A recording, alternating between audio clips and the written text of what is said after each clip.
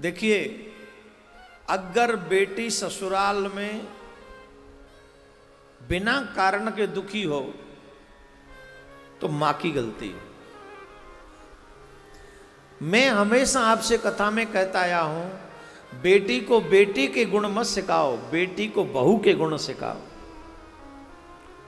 अपनी बेटी में वो सारे गुण दो जैसी तुम बहू चाहते हो। आजकल के माता पिता कहते अरे ये सुख भोगने दो, जब तक यहाँ है तभी तक सुखी है, बाद में तो इसे काम करना ही है। जब जीवन में ऐसा आलस्य आ जाएगा तो फिर काम करेंगे वहां जाके? जवाब दो। जो हैबिट बन जाएंगी क्या वहां छूटेंगी जाके? और अगर हैबिट नहीं छूटी तो क्या बच्चे सुखी रह पाएंगे वहां? ये कितनी भी सासू मां कह ले मेरी बेटी है मेरी बेटी है, पर चाहिए तो बहू, बेटी नहीं चाहिए। लाख कह ले ये मेरी बेटी है, पर चाहिए बहू। ध्यान दें, सास भी देवियां हैं और बहू भी देवियां हैं।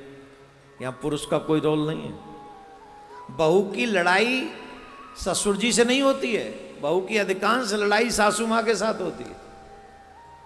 हाँ या ना? तो मैं अगर आपसे कोई बात कहूं कि आपको अगर अपनी बेटी को सुखी देखना है तो उसमें सारे वो गुण दो जो बहू में देखना चाहती हो आप, कि जिसके घर में भी वो जाए उसे परफेक्ट बहू मिले, उसे सिखाना न पड़े।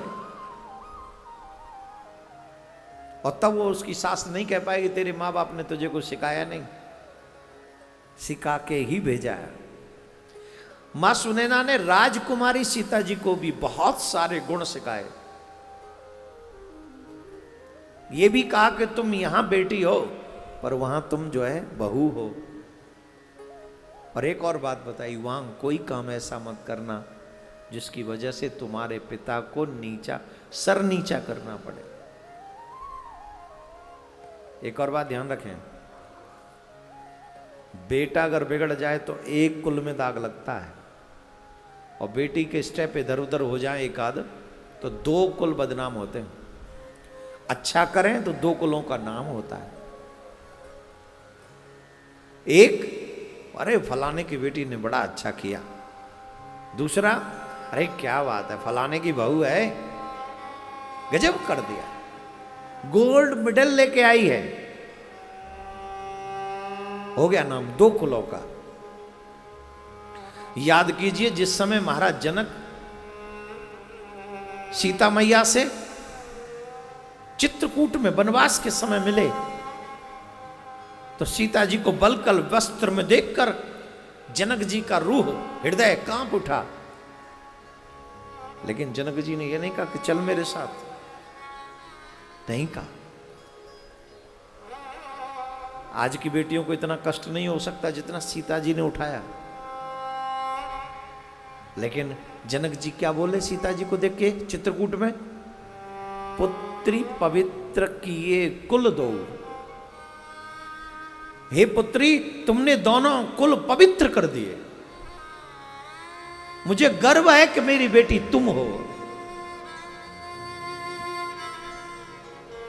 हर बेटी पर यह जिम्मेदारी है कि ससुराल में क्या समाज में उसके पिता को सर न झुकाना पड़े उसकी वजह से। ये बेटे के, अरे देखो भाई एक बात समझो, बेटे और बेटी सिर्फ संपत्ति के लिए नहीं होते हैं। अगर माँ बाप की जिम्मेदारी है तुम्हें पढ़ा लिखा कर अच्छा बनाने की, तो तुम्हारी भी जिम्मेदारी है पढ़ लिख के अपने माँ बाप के सम्मान को आगे बढ़ाने की। माँ बाप सर्वेंट नहीं है, हमारे नौकर नहीं है। ये बच्चों को समझना चाहिए।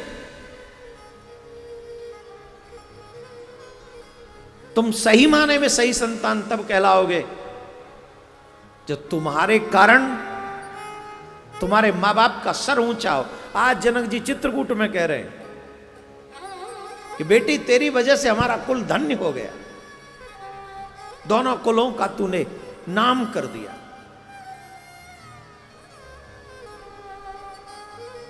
और आजकल के मॉडर्न बच्चे क्या कहते हैं? अन्य धर्म में भी जाके विवाह करते हुए कहते इंसान सब एक जैसे हैं। अपने बाप से पूछो जाके, जब उनके मान सम्मान को कुचल कर आप जाते हो तब पूछो उस बाप से क्या बीतती है। तुम्हारे लिए इंसान सा, यहां इंसान धर्म आ गया, मानव धर्म दिखाते हो यहां पे अपने स्वार्थ, अपनी वासनाओं को पूर्ण करने के लिए, अपने माँ बाप के सम्मान को कुचल के, तब मानव धर्म है। तो मानव धर्म बाप के लिए कहाँ गया, माँ के लिए कहाँ गया? जो माँ तकिया में छुपा छुपा के अपना सर रोएगी, वो मानव नहीं है? जिस बाप ने तुम्हें उंगली पकड़ के पैदल चलना सिखाया, वो बाप समाज में अब सर नहीं उठा सकेगा, वो मानव नहीं है? उसका कोई स्थान नहीं है समाज में? मैं युवाओं से कहना चाहूंगा, किसी भी कारण से आप सेल्फिश मत बनिए, सिर्फ अपने बारे में मत सोचिए।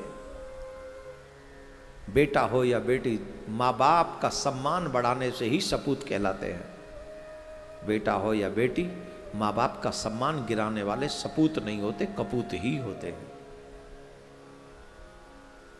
इसलिए रामचरितमानस पढ़ना चाहिए।